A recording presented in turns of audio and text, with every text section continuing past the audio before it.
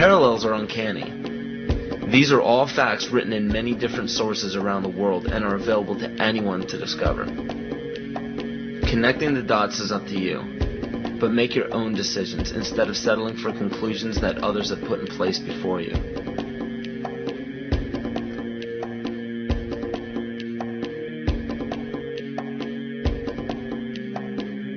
The right answers are what you decide are the right answers. Maybe everything I'm telling you is wrong. I mean, I can tell you what I think happens to be more or less right, but there isn't any reason why you should pay any attention to it.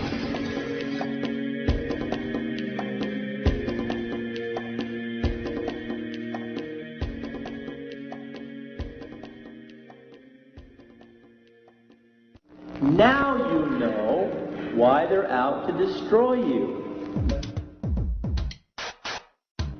Today there is so much confusion about what Christianity is, because everything I thought there was Christianity, I found out wasn't. If this continues, there will be an overthrow of all things. Yea, this change and overthrow is deliberately planned. There is nothing going on today in the United States of America by accident. Nothing. There is nothing going on in the Catholic Church today that's happening by accident. They were acting on an ancient hope that is meant to be fulfilled. If you understand esoteric writing, what you do is you try to confuse so the common people like you will not understand what's said. So you take an idea and you put it at the beginning and the end of the sentence, and then you intersperse all sorts of things in the middle to confuse common people like you. And it all goes back to these ancient times and tapping into the mystery religions. The occult is in total working control of America today, and that is why we're at war in the Middle East. What is it all about? It is part of the continuing world revolution, it is part of the move to bring about World War III and ultimately then the one world order and the new world religion.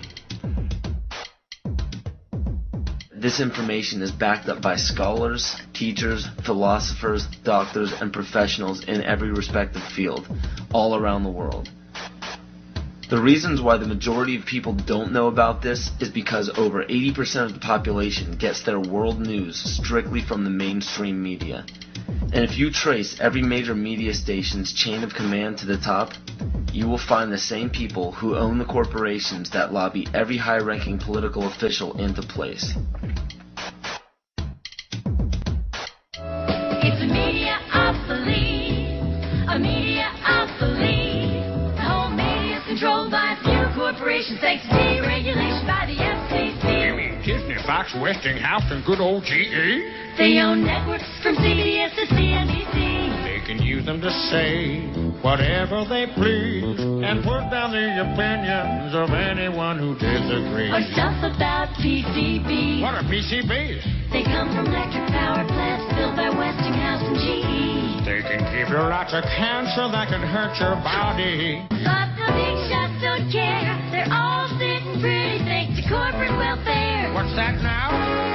They get billions in subsidies from the government. It's supposed to create jobs, but that's not how it's spent. They use tax and soft money to support congressmen who will vote for weapons programs again and again and let them dump toxic waste where the young ones play. INTE made the bullets that shot JFK.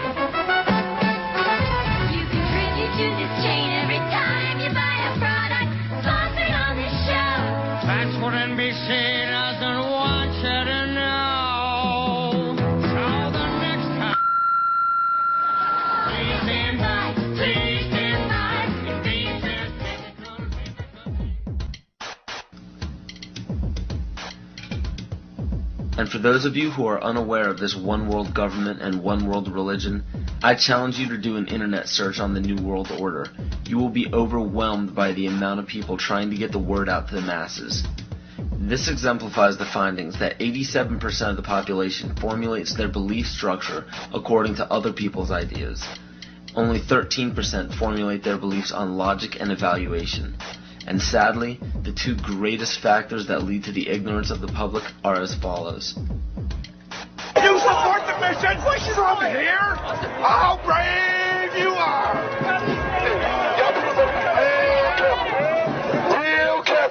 as you march towards that Capitol building, be real careful on who you think is in there waiting to help you. Be real careful.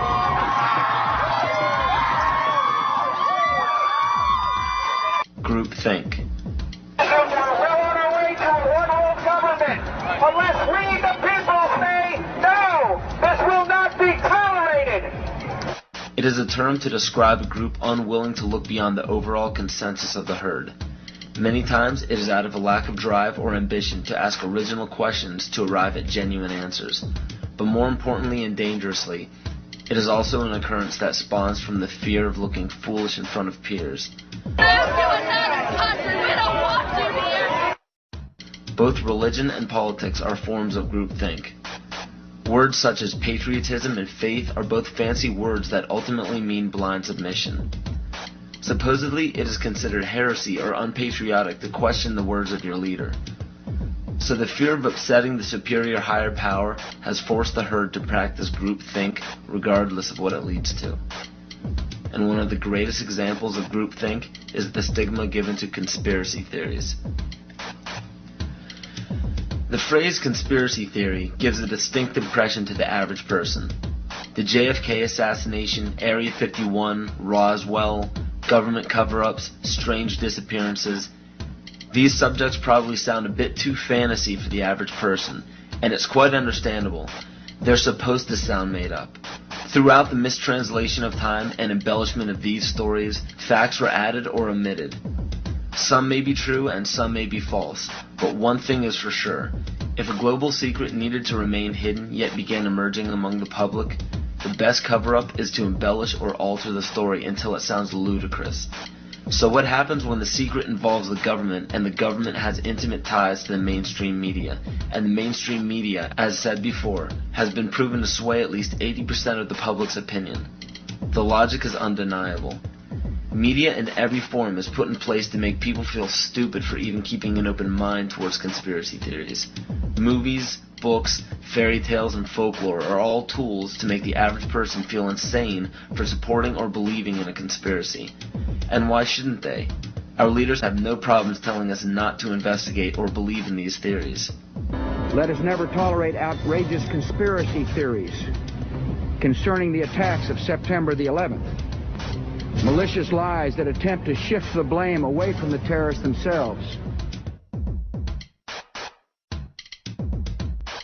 The most basic of pagan practices is the control of human population to have a perfect balance between man and nature. The goal is to bring the population down to 500 million, which is over a 90% reduction in humanity. Now that we have abandoned everything we've been trained to think prior to this moment, we can start looking at the world for what it is, instead of what people tell us it is. Open your eyes today as if you've never seen the world before, and you will begin to notice that the goal of population reduction is everywhere around us.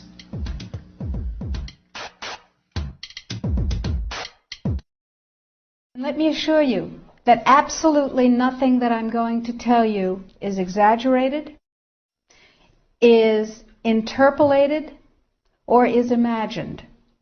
Everything I'm going to tell you is documented.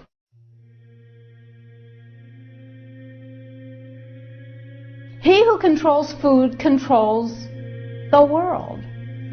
Well, they said in 1962, we're going to work toward total global implementation of Codex Alimentarius on December 31st, 2009.